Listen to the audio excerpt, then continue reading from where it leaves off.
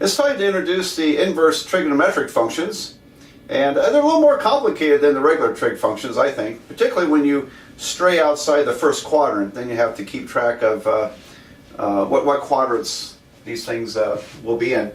All right, now consider the sine function, y equals sine theta, and it can be written in function notation. Some textbooks are big on this.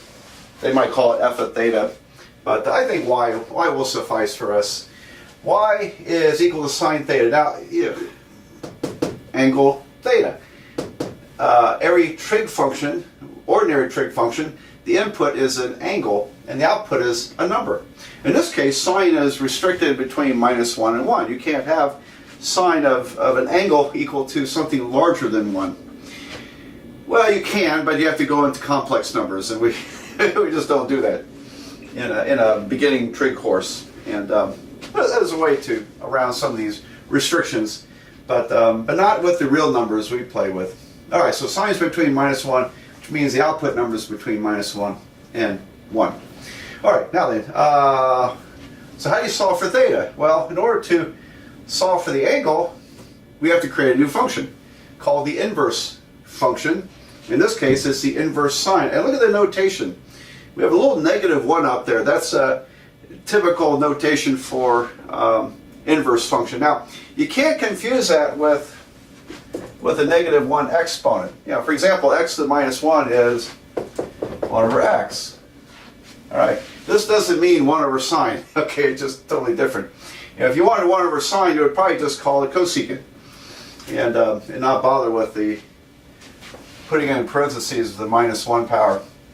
So up here we abuse the notation. When it's a -1, it means inverse, and maybe that whole idea bothered the old timers because I think this is an older notation. You still see it from time to time. Arc sine is means the same as inverse sine. Arc sine, same as inverse sine. I'm not sure quite where it got its name, but anyway, that's and you'll see arc cosine, arc cosecant, and arc means inverse function. All right, I don't use it because it's more writing, and probably most people these days use the inverse notation. All right, so one thing to really get in your head is that the input of an inverse function is a number, output is an angle. All right, well, let's see how that works. And you might wonder, well, how is that calculated? Well, the techniques, the numerical techniques for computing inverse trig functions, requires knowledge of calculus, and so it's beyond this course, of course. And you wouldn't want to do it anyway because all that stuff is programmed into calculators. So we wouldn't have to worry about how it's calculated. In calculus, you could figure out how it's calculated. That becomes kind of interesting.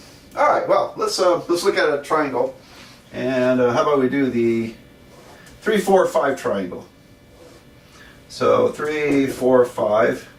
The fact that 3 squared plus 4 squared equals 5 squared actually makes it a right triangle. That's the Pythagorean theorem. The traditional Pythagorean theorem is if you have a right triangle, then a squared plus b squared equals c squared. But the converse of that, of the Pythagorean theorem, means that if you have that condition, a squared plus b squared equals c squared, then it's a right triangle. Well, in any event, I always like to call this one my angle, theta. And so the sine of theta is 3/5, opposite over hypotenuse. Now what about the angle itself? We want the angle, okay, theta will be the inverse sine or arc sine of 3/5. And so you'll find that easily on your calculator, usually right above the sine button. You'll be a sign with a little -1. And so I'm going to punch in second sine means inverse sine on my calculator, and probably yours. I could do 0.6 because I know 3/5 is exactly 0.6. But for any fraction, you would have a left parentheses, in this case 3 divided by 5, close parentheses, hit equal. And what you get depends on what mode you're in. And I happen to be in degree mode. All right, so in degree mode, this comes out to be about 36.9 degrees. There you go.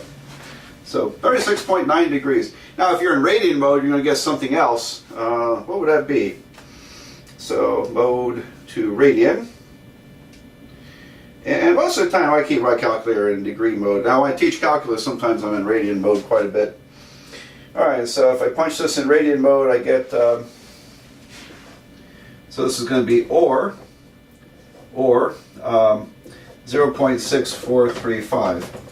And that's radians. You know, without the degree mark, you're talking radians. So,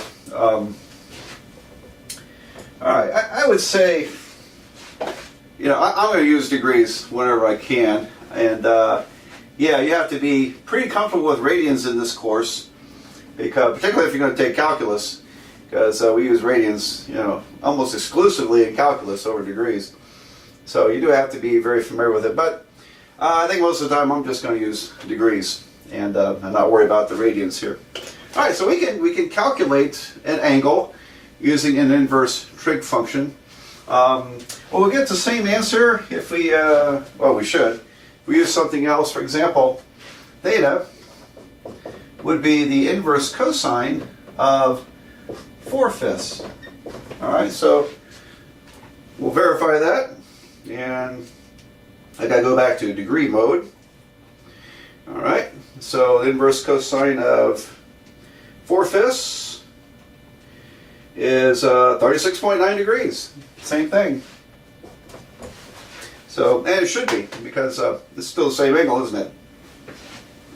Okay, so there's a little short introduction to this.